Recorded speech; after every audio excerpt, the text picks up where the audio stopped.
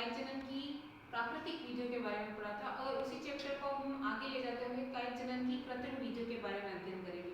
कायिक जनन की कृत्रिम विधियों की ओर चले तो ये है ना 3 प्रकार की होती है, जिसमें होती है पहली कर्तन, दूसरी दाब लगाना और तीसरी है रोपण या ग्राफ्टिंग।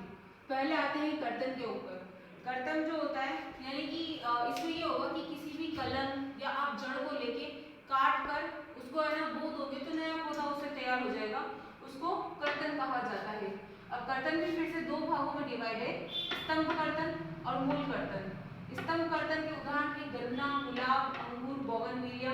इसके अंदर क्या किया जाता है कि जो स्तंभ होता है या फिर कोई शाखा होती है पौधे की, उसके ओर तिरछा चीरा लगाया जाता है। ये शाखा है, इसको तिरछा काट कर फिर उसको मिट्टी के अंदर बो दिया जाता है, जिसके बाद अपस्थानिक जड़ें जो होती है विकसित हो जाती है और एक नया पौधा बन जाता है। फिर इस प्रकार में आता है मूल कर्तन। मूल कर्तन के अंदर क्या किया जाता है कि जड़ें जो होती है खुद ही इतनी कैपेबल होती है कि अगर जड़ों को लेकर ही मिट्टी में दबा दिया जाए तो उससे नया पौधा तैयार हो जाएगा, जिसके उदाहरण है नींबू, अमरूद, सेब। ये तो हुआ कर्तन। दूसरी विधि है दाब लगाना। दाब लगाने में क्या होता है कि कर्तन के अंदर तो क्या हुआ कि हमने पौधे को काटा, मात्र पौधे से अलग किया, फिर नया पौधा बना। अब दाब लगाने में ये होता है स्तंभ या जो शाखा है उसको मूल पादप या मात्र पादप से तब अलग किया जाता है जब अपस्थानिक जड़ें उत्पन्न हो जाए, यानी जो जड़ें हैं वो पौधे के साथ ही उत्पन्न करेंगे, उसके बाद उसको मिट्टी में दबा देंगे, फिर वो नया पौधा बनेगा, फिर उसे काटकर अलग कर दिया जाता है। अब ये फिर से दो प्रकार का होता है, टीला दाब और दूसरा होता है वायु दाब या गुट्टी दाब। टीला दाब के अंदर क्या होता है, जो छोटी छोटी शाख होती है, शाख कह सकते हैं, झाड़ी कह सकते हैं, उनके अंदर ये विधि उपयोग में लाई जाती है। इसके अंदर क्या होता है, जो आसपास की छोटे छोटे कोमल पादप होते हैं, उनकी जो कोमल शाखाएं होती है उनको मिट्टी के अंदर दबा दिया जाता है। इस मात्र पादप से अलग नहीं करना है, फिर उसको साथ ही में थोड़ा सा मोड़ कर मिट्टी के अंदर दबा देना है। मिट्टी के अंदर दबा देने से क्या होगा, यहाँ पर जो होगी जड़ें जो होगी, कुछ दिनों में अगर हम लोग पानी पिलाते रहेंगे तो यहाँ पर जड़ें विकसित हो जाएगी। जब जड़ें विकसित हो जाएगी तो इसे मात्र पादप से काट कर अलग कर दिया जाता है और अलग से एक नया पादप तैयार हो गया। इस प्रकार का जो उदाहरण है वो चमेली और मोगरा के अंदर दिखाई देता है। अगला है वायु दाब या गुट्टी दाब। अब जो है ना, जो बड़े बड़े पेड़ होते हैं उनमें क्या होता है कि शाखाएं कोमल नहीं हो और जो है ना शाखाएं जो होती है भूमि से बहुत ज्यादा ऊपर होती है, तो उन पौधों में या उन पादपों के अंदर हम लोग टीला दाब विधि उपयोग में नहीं ला सकते। उसके लिए होती है वायु दाब या गुट्टी दाब। ऐसा होता है अमरूद, अनार, नारंगी में। इसके अंदर क्या किया जाता है, कोई अच्छी स्वस्थ शाखा लेते हैं हम पौधे की, ठीक है, उसको वहां पर क्या होता है, वर्गाकार रूप में छाल को छील लिया जाता है। छाल को छील कर क्या किया जाता है, उसके ऊपर गीली मिट्टी या मांस जो होती है लपेट कर एक गीला कपड़ा या ये कह सकते हैं हम टाट जो होती है बोरी का टुकड़ा, उसको लपेट लिया जाता है।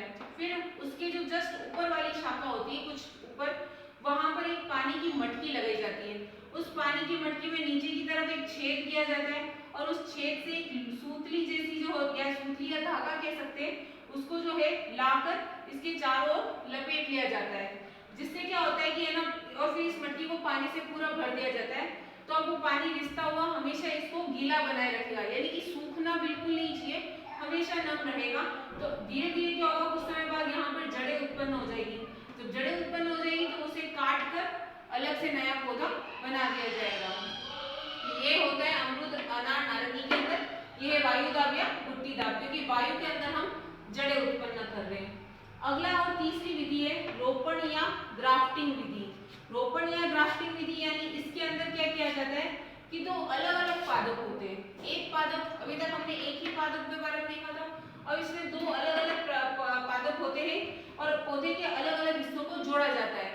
अब जिसमें होता है एक का तो तना होता है और दूसरे भाग के तने को जोड़ दिया जाता है। तो नीचे की तरफ एक तना जो होता है जिसके पास सिर्फ जड़ें होती हैं, और एक ऊपर का तना आएगा जिसके पास फूल पत्ती सारे होते हैं। तो जो नीचे वाला तना होता है यानी जिस पर हम रोपते हैं उसको स्कंद कहते हैं, और जो रोपा जाता है उसे कलम कहते हैं। अब ये फिर से 3 प्रकार का होता है, 4 प्रकार का होता है। पहला होता है जीवारोपण। जीवारोपण में क्या होता है, स्कंद और कलम जो होते हैं दोनों समान आकार के होते हैं, समान आकार के होते हैं। अब क्या किया जाता है, दोनों में वी आकार का चीरा लगाया जाता है। ये स्कंद है और ये कलम है। अब इसमें क्या होगा, दोनों में वी आकार का चीरा लगाया जाएगा।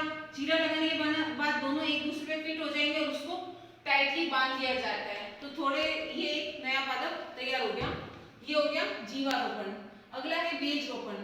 बीज रोपण में क्या होता है, इसमें भी स्कंद और कलम होते समान आकार के, लेकिन क्या होता है, स्कंद में तो वी आकार का चीरा लगाया जाता है, लेकिन कलम में जो होता है बेज के आकार का चीरा लगाया जाता है। बेज यानी कि एकदम तीखा सा चीरा, वो बेज आकार का होता है। तो बेज के आकार का चीरा लगाया जाता है और फिर इनको बांध दिया जाता है, तो एक नया पादप तैयार हो जाता है। फिर आता है किरीट या मुकुट रोपण। किरीट और मुकुट रोपण में ये होता है कि स्कंद का जो व्यास होता है वो कलम से बहुत अधिक होता है, यानी दोनों के जो व्यास होंगे वो सिमिलर नहीं है।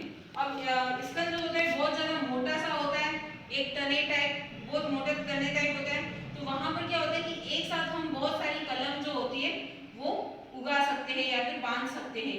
तो इस तरीके में फायदा ये होता है कि स्कंद तो हमारा एक होता है, लेकिन उसके ऊपर अलग अलग पौधे जो होते हैं कलम के रूप में हम लगा सकते हैं, यानी एक ही पौधे के ऊपर आपको संतरा भी मिल जाएगा और नींबू भी मिल जाएगा।